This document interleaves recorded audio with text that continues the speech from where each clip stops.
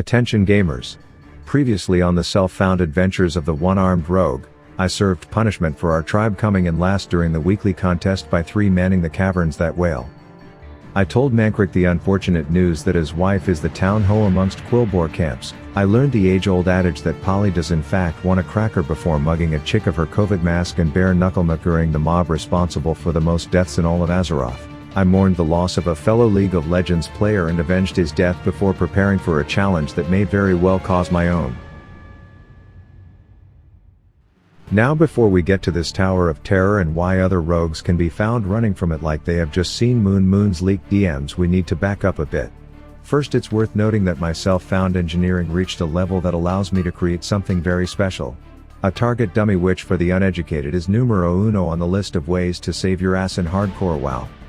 The second matter of business is that I randomly got this obscure debuff called Freaky Freestyle, and there's only one way to remove it. Who you be dying again, man? Why you be always in spawn? Long time, man, streaming away. It's time ya shave, ya look like a decay. Be cool, man. This ad be my vibe, man. Skate pay. So I take the bribe. With that German pro, you be looking glad. 2 blades rotate, best shave you ever had. Smooth or stubble, get your desire. 3 blades spin sharp, catching every wire. Tested perfect, shown on this teddy bear. Keeps ya fresh, man, everywhere, anywhere. Trimmer be waterproof. Battery life bigger than Thor and Hoof. They be too jealous, so you know the deal. 20% off, free shipping, that's real. Come get a voodoo, man. It's the best, no lie. For a smooth clean shave, tell Miskiff to give it a try. Okay, now if you recall last episode, Mr. Monotone Azimos offered me 2 bits of advice. Read the lock-picking quest carefully, which did save my life, but then also don't do the poison quest at 20. I figured plus 5 levels minus 1 arm would be okay, but when I asked if I was ready, he said, "Do you have a dagger?"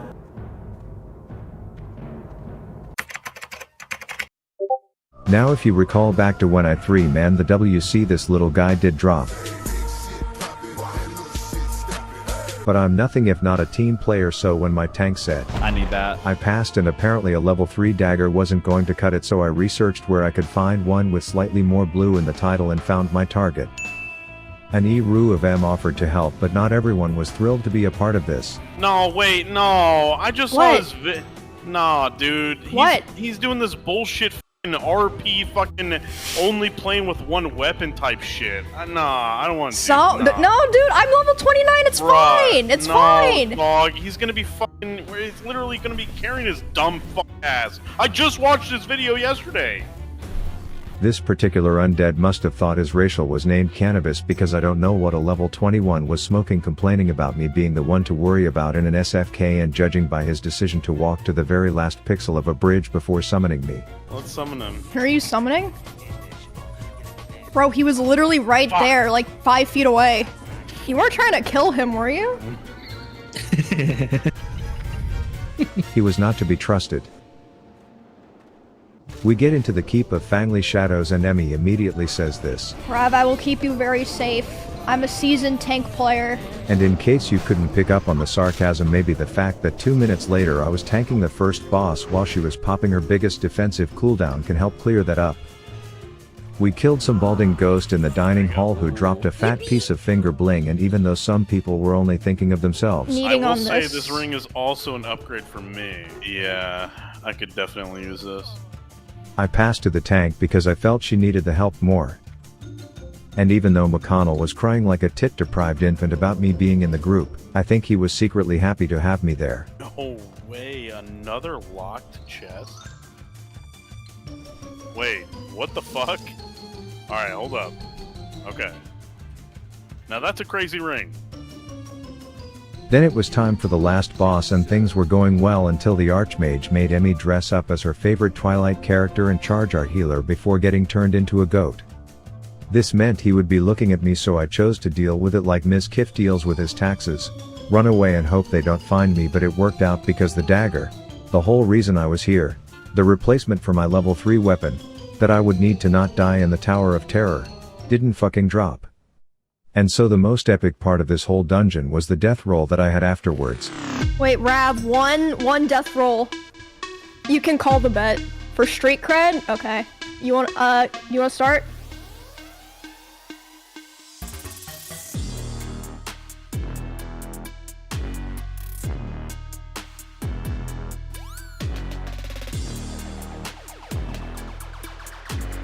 Don't hit one. Okay, 50-50. You gotta win the 50-50. You gotta double down. He's walking away!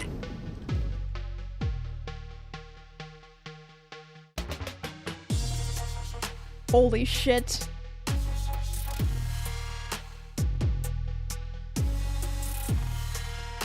It's your roll, brother man.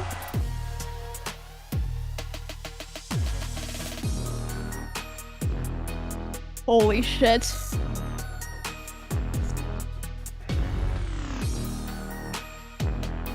Take 2 more steps back.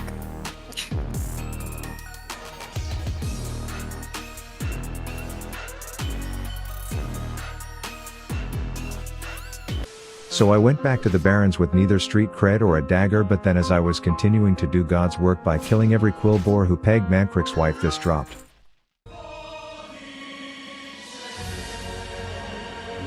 The exact thing I would need to face my fate, and thus it was time. It turns out some orc was repetitively getting pissed on worse than a stadium urinal, and I didn't want her getting me killed or cucking my glory, so I figured I would come back in the morning. Now the tower is protected by an elite dwarf, but once he found out who my father was, we were chill and it was time. The first thing I had to do was head over to this fun-sized orc and ask, is that a key in your pocket or are you just happy to not see me? It turns out you need a dagger because the brill bitches at the bottom of the tower get absolutely dicked by ambush.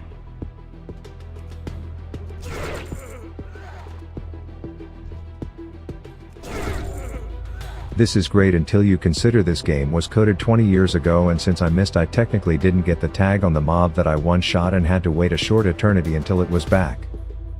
One eternity later.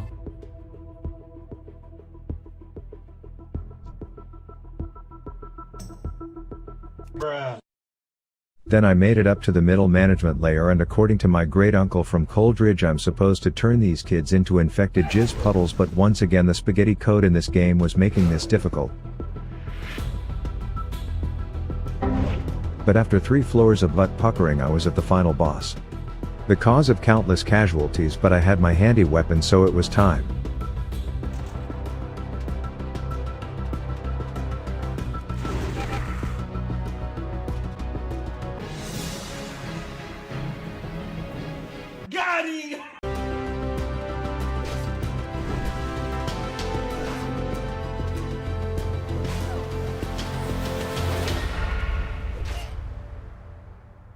I then learned that overthrowing the leadership at the Tower of Bug Blizzard Code came with the price of contracting some terminal debuff that is almost as bad as the one that makes me sing my sponsored segments.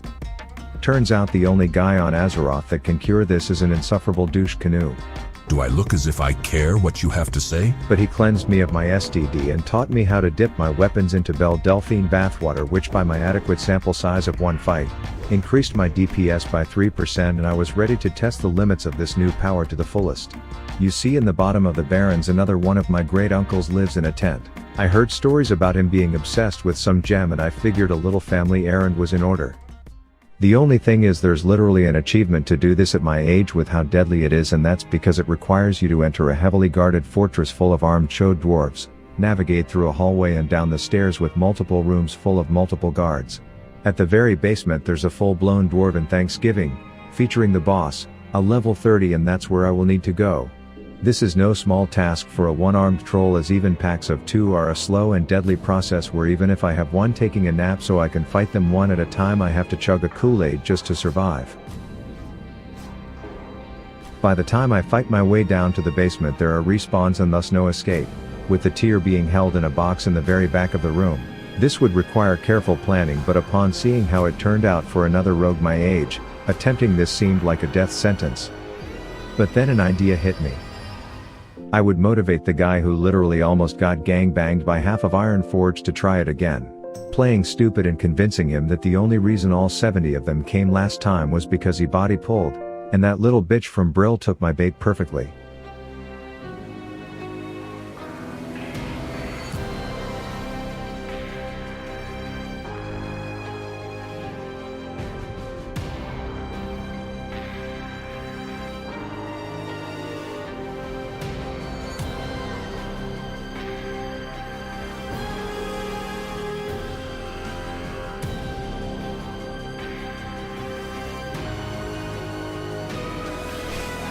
I can't carry anymore.